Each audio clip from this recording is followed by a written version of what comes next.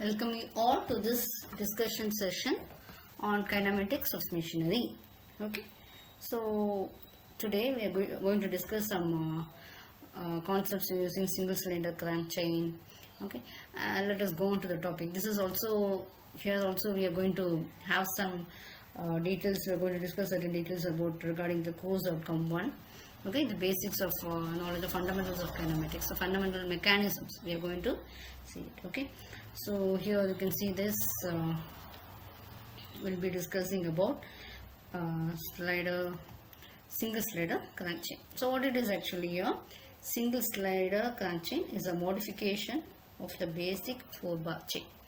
So it consists of one sliding pair and 3 turning pairs.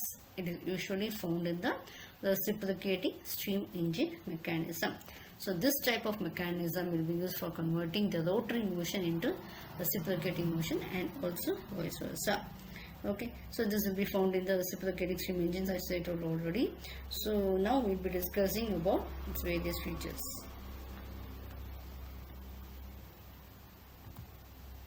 So in a single slider crank chain, as shown in this figure, the links 1 and 2. Please see here, you are having your link is one that's a fixed, isn't it? The links 1 and 2, and links 2 and 3, and links 3 and 4. They will be forming a turning pair. This 1 and 2, 2 and 3, and 3 and 4 will be the turning pair, where the link 4 and 1. Please see here, this one. Okay, here link 4 and 1 will be forming a sliding pair. They will be forming a sliding pair. And the link 1 will be corresponding to the frame of the engine, which is always be normally fixed. Okay, that's not normally, but here we are fixing it. Okay, a little bit depending on this we can it will vary, but here we are fixing this frame. Next one, the link 2 is corresponding to a crank. So link 2 corresponds to the crank, and link 3 is corresponding to the connecting rod, and the link 4 is corresponds to the crosshead. You can see here the link 4 is about your crosshead, the link 3 about the connecting rod, the crank corresponds to link 2 corresponds to your crank, and the 1 is the frame which is fixed. So this, as the crank is rotating, what happens, the crosshead will be reciprocating in the guides. So and the piston will be reciprocating in the cylinder. So this is an example of single slider crank chain mechanism. Okay, so that is the rotary motion will be converted into reciprocating motion and also vice versa. Now we shall move on to the next topic, inversions of single slider crank chain. Okay, that will be inversions. So we are going to discuss today about this one. So which is the pendulum pump or ball engine, okay, oscillating cylinder engine, and rotary internal combustion engine. So in the next class we'll be discussing about the other two. So today we'll be discussing about pendulum pump or ball engine, oscillating cylinder engine, and rotary internal combustion engine. Okay, this pendulum pump or ball engine. So how it is actually, in this mechanism, the inversion is being obtained by fixing the cylinder or the link 4. Okay, so the link 4 will be fixed as shown in figure. In this case, when the crank is rotating and the crank, that is the link 2, is rotating, the connecting rod will be oscillating about a pin pivoted to the fixed link 4 at capital A, and the piston attached to the piston rod will be reciprocating. Again I am saying, when the crank, okay, so the crank link 2 is rotating, the connecting rod will oscillate about a pin pivoted to the fixed link 4 at capital A, and the piston attached to the piston rod link 1 will be reciprocated. Okay, so the duplex pump, which is used to supply feed water to boilers, will be having 2 pistons attached to the link, which is being shown in the figure. You can see 2 cylinders, okay, and this will have, okay, this will be supplying feed water to the boilers. Okay, so this is an animations of this working. Okay, so actually what is this pendulum pump actually? What is this pendulum pump? This pendulum pump is made of pendulum or 2-leg lever and a cylinder with a piston which pumps the water. Okay, so the oscillation period of the pendulum is twice bigger than the period of the level of oscillations. So this bulb engine is actually differs from traditional Cornish beam engine in that the steam cylinder is inverted over the pump, and this dispenses with the need of a main beam.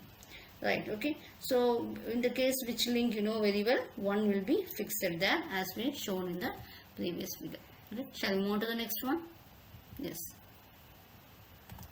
Next one is oscillating cylinder engine. Okay, this is next one is your oscillating cylinder engine. So this arrangement of the oscillating cylinder engine mechanism is being shown in the figure, and this is used for converting the reciprocating motion into the rotary motion. Okay, so what is the benefit of oscillatory motions? Or oscillatory cylinder steam engines are now mainly used in toys and models. Okay, but in the past what happens, it has been used in the full size working engines, mainly on shops and small stationary engines, and they have the advantage of simplicity and therefore low manufacturing cost. So they were used previously. Okay, now you can see that in this mechanism the link 3 forming the turning pair is being fixed. Okay, so the link 3 corresponds to the connecting rod of a reciprocating steam engine mechanism. So here how it is, the link 3 which is forming the turning pair is being fixed, and the other one, it is actually the connecting rod of a reciprocating steam engine. Now what happens here, the link 2 is a crank. Okay, now the crank is rotating, so what will happen to the piston attached to the piston rod, that is the link 1. Please see here, the piston attached to the piston rod will be reciprocating, and the cylinder, that is the link 4, will be oscillating about a pin which is pivoted to the fixed clip. Again I am repeating, when your crank or the other link 2 is rotating, the piston attached to the piston rod, that is the link 1, will be reciprocating. So what happens here, this link 4, please see the diagram, cylinder will be oscillating about a point pivoted to the fixed link. Okay, so this point which is pivoted to the fixed link will be oscillating. Okay, you please see this.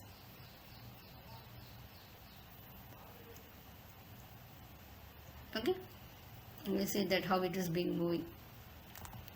Next one is your rotary internal combustion engine. Sometimes back rotary internal combustion engines were used in aviation, but nowadays gas turbines are being taken their places. Okay, so actually you will have 7 cylinders will be arranged in one plane, and they will be revolving about the fixed center capital D. Okay, and the cranked link 2 will be actually fixed. You can see that here. You can see here. Please see here. Your crank or your fixed crank. It will be a link 2 will be a fixed. So in this mechanism, when the connecting rod, this link 4, when the link 4 is when the connecting rod is rotating, the piston link 3 will be reciprocating inside the cylinders, and it will be forming the link 1. Okay, so this will be an example of rotary internal combustion engines. Okay, so you please see the animation of rotary internal combustion engine. You will see that how it is working.